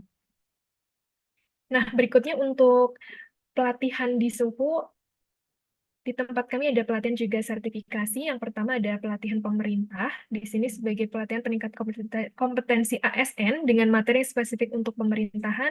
Kemudian juga ada pelatihan sertifikasi IT, pelatihan dan sertifikasi bidang IT untuk pusat data informasi dan OPD lainnya dengan fokus di bidang TIK, dan juga pelatihan SDM sebagai bentuk pelatihan peningkatan kompetensi ASN dengan fokus materi personal development dan juga team development. Dan untuk informasi seputar pelatihan dan juga sertifikasi IT, teman-teman bisa langsung saja kunjungi website kami di suhu.co.id ya, teman-teman. Nah, berikut untuk referensi pelatihan yang lainnya, yaitu untuk training program dan outdoor activity ya, teman-teman. Di sini kami juga ada capacity building seperti outing dan juga outbound. Dan untuk IT konsultannya, buat teman-teman yang membutuhkan konsultan IT, kami juga ada jasa konsultan IT yang diantaranya di sini salah satu produk kami adalah penetration testing ya. Dan buat teman-teman yang pengen tahu lebih lanjut bisa langsung kepoin di website kami yaitu suhu.co.id. Nah, itu sekilas informasi singkat mengenai perkenalan suhu teman-teman. Nah, buat teman-teman yang udah nungguin ini nggak sabar buat next webinar suhu ada apa lagi sih, Kak? Nah, tentu saja kami menyediakan webinar-webinar seputar materi yang tentunya up to date dan juga bervariasi nih buat teman-teman. Hari ini yang belajar AI, buat minggu depan kita ada webinar gratis lagi yaitu Natural Language Processing untuk Twitter Text Analysis yang akan diisi oleh Mbak Nisa dari T-Lab, yang mana Mbak Nisa ini sebagai data scientist ya teman-teman. Dan untuk acaranya di hari Rabu minggu depan, tanggal 18 September 2024, pukul 13.30 sampai 15.00 WIB. Dan acara ini secara online live via Zoom meeting ya teman-teman. Buat teman-teman yang belum join, bisa langsung saja after kegiatan ini atau event ini, nanti bisa langsung saja mendaftar di link pendaftaran bit.ly/slice pelatihan suhu. Untuk detail informasi flyer ini juga sudah kami publikasi di Instagram kami, yaitu @katasuhukita dan juga di grup suhu community. Seperti itu ya teman-teman semuanya. Nah, selain data science, untuk yang dari instansi pemerintahan, kami juga ada talk show gratis buat rekan-rekan dari instansi pemerintahan, yaitu diskusi strategi persiapan wawancara evaluasi SPBE yang akan berlangsung di akhir September, tepatnya hari Rabu tanggal 25 September 2024, pukul 10 sampai 11.30 WIB. Dan yang akan mengisi nanti adalah Bapak Trijatmiko, yang merupakan seorang praktisi SPBE sekaligus Kepala Bidang Statistik dan juga Persendian Kominfo Kabupaten Banyuwangi. Nah, untuk persiapan wawancara evaluasi SPBE ini saat ini memang ini ya, ngepasin di bulan-bulan ada evaluasi wawancara SPBE seperti itu. Buat rekan-rekan dari instansi pemerintahan boleh join di event talk show gratis kami di akhir September nanti. Dan untuk informasi flyer event pemerintahan juga sudah kami publish di akun Instagram kami yaitu PPID by Suhu. Baik, itu kurang lebih sekilas informasi event mengenai next event di Suku ya teman-teman. Tentu saja event kami gratis dan sudah kami publikasi juga di media sosial kami. Jangan sampai terlewat eventnya dan bisa daftar sekarang juga. Dan mengapa harus Suku teman-teman? Karena di Suku memiliki instruktur tenaga atau tenaga ahli expert di bidangnya. Kami juga sudah memiliki kurikulum industri, ruang kelas representatif karena sudah ada meeting room sendiri. Jadi harapannya teman-teman bisa belajar lebih kondusif seperti itu ya. Kemudian kami juga ada environment digital, grup edukasi, kemudian kami mengedepankan excellent service dan juga setiap pelatihan di tempat kami akan mendapatkan sertifikat pelatihan serta ada dokumentasi kegiatan yang biasanya kami publish di media sosial kami yaitu channel YouTube Suhu TV. Termasuk untuk webinar record hari ini bakalan kami publish di YouTube Suhu TV ya teman-teman, nanti stay tune aja bakalan kami informasikan di grup Suhu Community untuk informasi reminder after event record dari webinar sore hari ini. Begitu ya, teman-teman. Dan ini untuk sekilas informasi media sosial Suhu, biar teman-teman nggak ketinggalan informasi update mengenai Suhu, bisa langsung kunjungi website kami, yaitu di suhu.co.id, yang mana di website ini ada referensi pelatihan yang mungkin teman-teman saat ini sedang membutuhkan seperti itu. Dan selanjutnya ada Instagram kami, yaitu @katasuhukita. Dan jangan lupa teman-teman juga bisa join di broadcast channel Instagram kami ya, itu Belajar IT. Biasanya di broadcast channel Instagram kami bakalan sering nge-share event-event gratis di Suhu biar teman-teman nggak ketinggalan. Dan selanjutnya ada juga YouTube yaitu Suhu TV. Untuk YouTube Suhu TV biasanya kami sering sharing mengenai materi-materi IT dan juga beberapa portofolio dari pelatihan yang ada di tempat kami termasuk setiap event record dari setiap event kami publish di YouTube Suhu TV. Seperti itu, teman-teman boleh mengklik kembali untuk event-event sebelumnya. Kalau misalnya tertinggal, nanti semuanya sudah kami publish di YouTube Suhu TV ya, teman-teman. Dan satu lagi sebetulnya untuk teman-teman yang sering main TikTok, kami juga ada TikTok yaitu di @katasuhukita. Itu saja informasi singkat dari saya karena kita sudah lebih dari pukul 15.00 WIB ya teman-teman. izin kami pamit undur diri. Terima kasih banyak buat teman-teman yang sudah join dari awal sampai akhir. Mohon maaf kalau selamanya jalannya webinar ini dari kami masih terdapat kekurangan. Dan semoga next event teman-teman bisa join lagi bareng kami ya teman-teman semuanya. Sampai jumpa di pertemuan selanjutnya. Terima kasih. Selamat sore. Terima kasih Pak Doni. Sama-sama, sampai ketemu lagi teman-teman.